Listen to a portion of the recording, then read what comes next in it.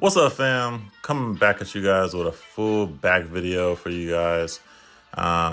Here I'm starting out with some pull-ups. I always use my Gym Reaper straps.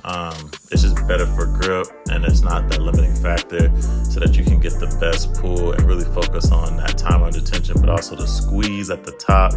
Sometimes you'll see me pause up there and then come down really slow. The biggest thing that we really want to focus on here is that full range of motion, making sure that we get that big stretch at the bottom.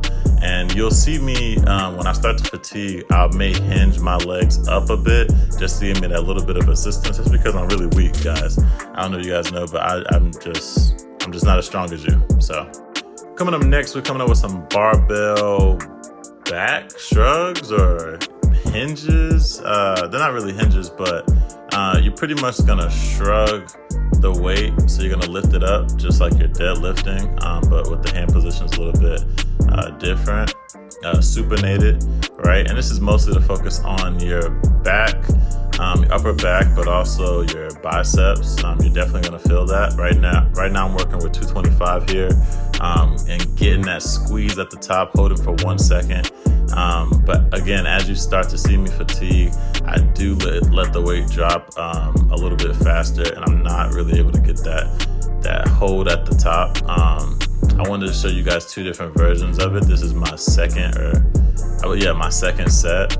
And so you want to really get that hinge at your back. Not too much of a hinge, and if you need to use a belt, please do. I have lower back pain, and I know that sometimes doing this, it does ache my back, especially when you're doing rows. The best part about this is that it's not a row, so it's not too much pressure on the lower back. But if you need to, exactly how you see me doing, take your time and focus on the movement.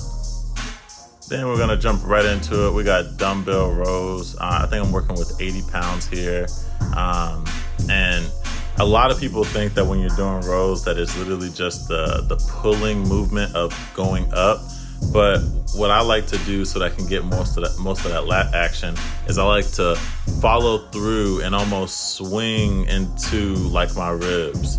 Not actually hitting my ribs, but coming up almost like I'm swinging into my ribs, so that my arm goes back, and I lead with my elbow, rather than just pulling some weight and just lifting. At that point, it's just a bicep / like really shoulder exercise, and it's not really doing anything for your back. And so this is supposed to be lat activation, more focus on the that shoulder joint, as well as just that backside, and you can't really do that. As you can see, look at that swing. So I'm swinging from the bottom up, and we are hitting the ground every single time, even if it's just with the bottom of the weight, so that we can get the most out of the actual movement, guys.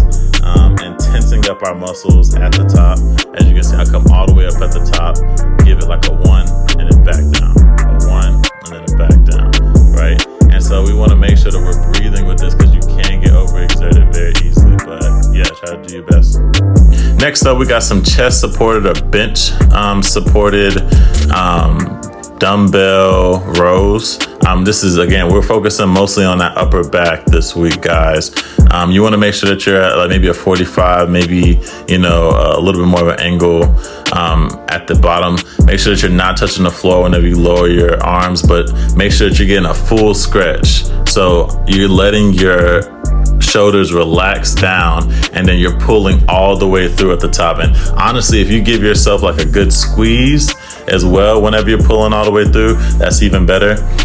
Please do not forget to breathe, you guys. I realized that with a lot of my motions, I keep my head down, and it's only whenever I actually start lifting the weight that I put my head up.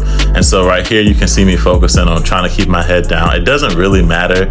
I mean, when you're thinking about trying to be as athletic as possible, there's gonna be so many times where you're gonna be in different movements where you're gonna have to move your head, and it's gonna be uncomfortable, and it's not really gonna make any sense. But next up, we are doing some rear delt flies, or I like to call them rear delt like just pulls, only because, again, with most of my back exercises, I'm strictly just leading with my elbows. And so as you can see, my elbows are the things that's crunching my back all the way, right? And I'm making sure that my rear delts are really getting that big stretch at the bottom. I'm coming all the way down. I'm hinging.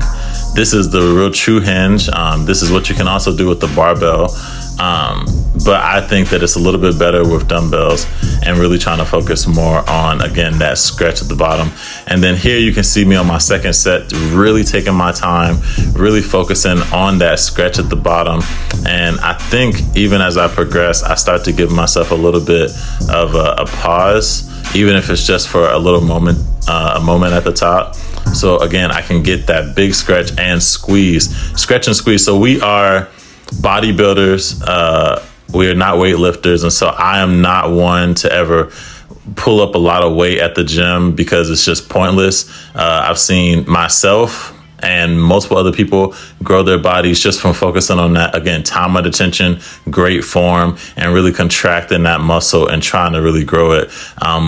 Throwing up 80, 100 whatever pounds looks great in the gym, but what we want to know looks better is having enough muscle to where even if you're throwing up 30 pounds, 20 pounds, people still gawk every time you take off your shirt.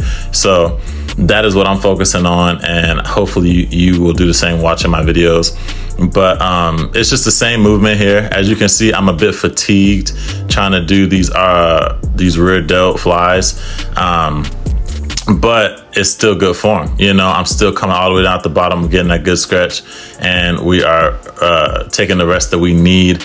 Usually in between sets, depending on how my motivational talks and videos and my headphones be going, because I don't listen to music that much. You know, I'm pretty locked in.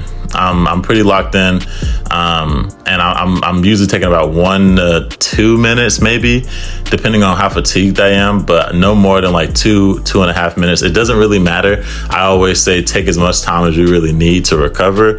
If that's 2-3 minutes, 5 minutes, who cares?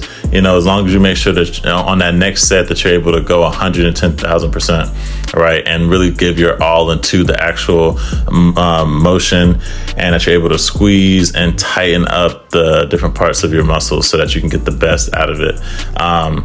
The biggest thing too is trying to make sure that whenever you do set up, that if you are well recovered and you're rested and that you're back on the bench and, you know, you're ready for your next set, that you're mentally prepared as well. Because a lot of the times, you know, you may be talking to a friend, or you may just be thinking about something, and that may just distract you, or you're not as locked in.